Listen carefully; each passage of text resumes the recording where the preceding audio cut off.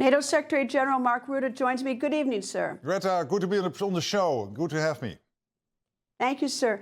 Is Putin playing with fire, sir, with sending all these sort of provocative planes and drones over NATO airspace? Well, we are still assessing whether it is intentional, but even if it is not intentional, then it is blatantly incompetent. And it is reckless, it is unacceptable what he did with these drones in Poland, what happened in Estonia with three MiG fighter jets flying for more than 10 minutes in Estonian airspace and then being escorted out by our fantastic military who followed all the procedures and did exactly what they were trained for. But it is unacceptable and it is reckless and it has got to stop.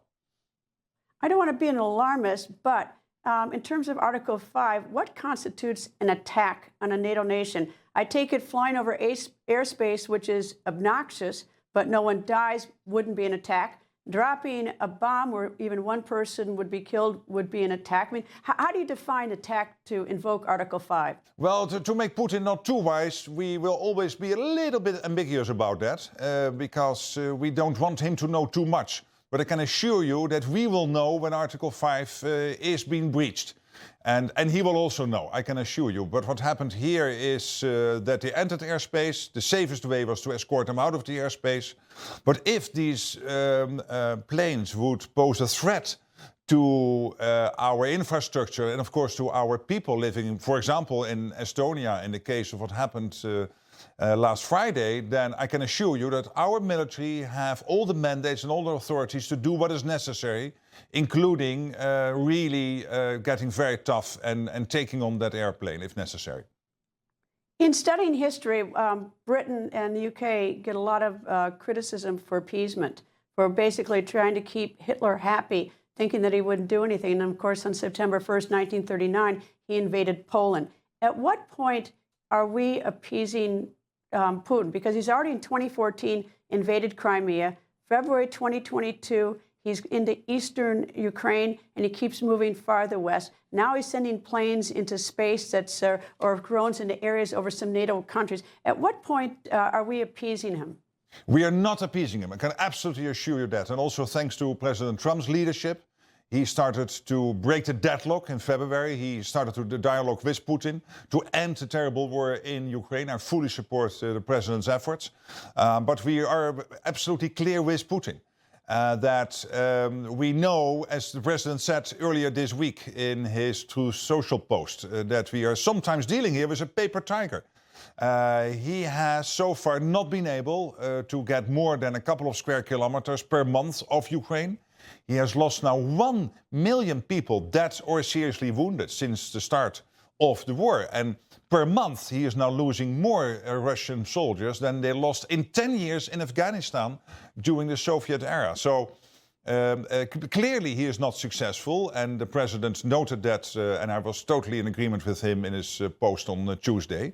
But we have to bring him to the negotiating table, to sit down with Zelensky, to end this terrible war, and all the efforts the president is putting in, I completely support.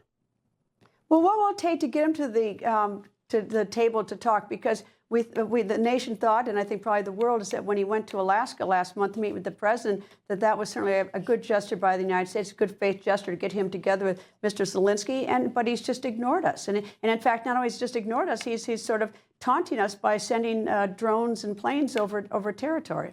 Yes, but at the same time, what he sees is that NATO is united, that his drones are being taken down in Poland, that his airplanes are escorted out of Estonian airspace. He knows that if these planes are really posing a threat, that then we will do more, much more than just escorting them out of the airspace. Our military have all the authorities and can do what they need to do to keep us safe, including our highest general. So our military have trained and prepared for this over the years.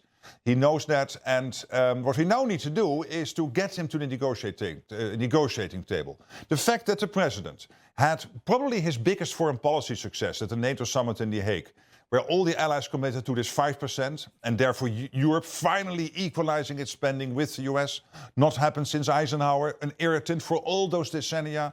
President Trump was able to solve this. That then President Trump decided to send lethal, non-lethal weapons to Ukraine, paid for by European allies. And I think that was a great step he took in July, and that is now happening. And Ukraine needs those weapons supplied by the US, paid for by allies.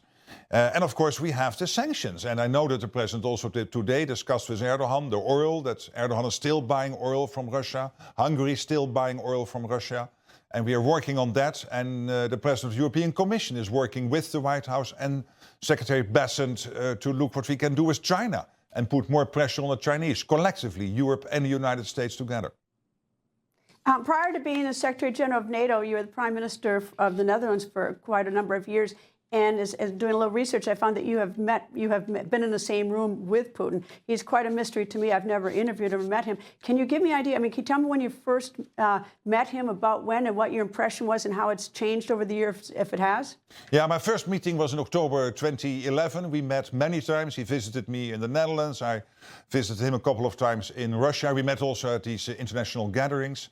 In July 2014, the Russians shoot down MH17, the flight from Malaysian Airlines, flying from Amsterdam with 196 Dutch people on board, in total 298 people. The Russians never took responsibility for this.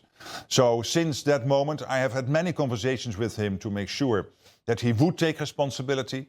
The problem with Putin is that you really have to corner him. He has to feel that there is no other way than to make a deal. And I think what the president is doing now is exactly the right course. Step by step, upping the pressure on Putin through the sanctions, through the weapons deliveries, through the unity in NATO the president achieved at the NATO summit in The Hague on the spending. And this ultimately will deliver Putin. Don't forget that as we speak, there are lines of cars waiting at the gasoline stations in Russia to fill up their cars, because there are many problems now with oil supply, because the Ukrainians have hit refineries inside Russia.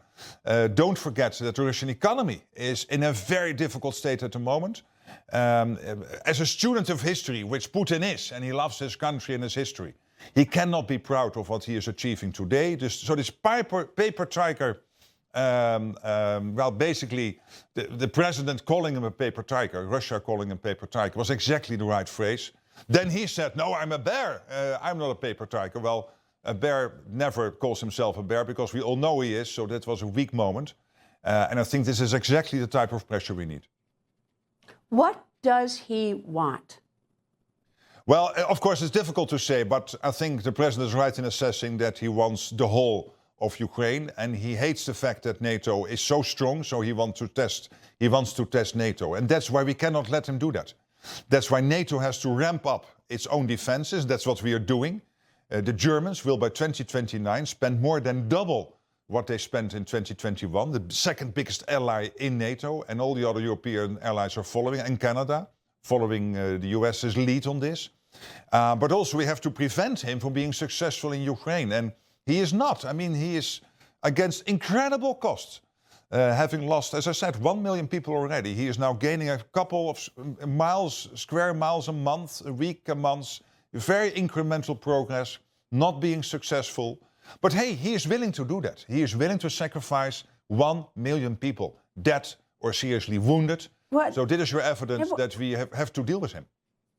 Well, you know, that's sort of he's willing to sacrifice 1 million people. I remember George W. Bush, when we went into Iraq, and he looked at pictures of dead soldiers. And before that, Bush 41 mourned during, whenever anyone died, and he had to write a letter to the family of the dead soldier. President Trump can't stand to look at the pictures of Ukrainians and Russians who are dead. Well, Putin doesn't seem to care. No, he doesn't seem to care. And I think in Russia, many people feel a sort of pride of participating in a war like this.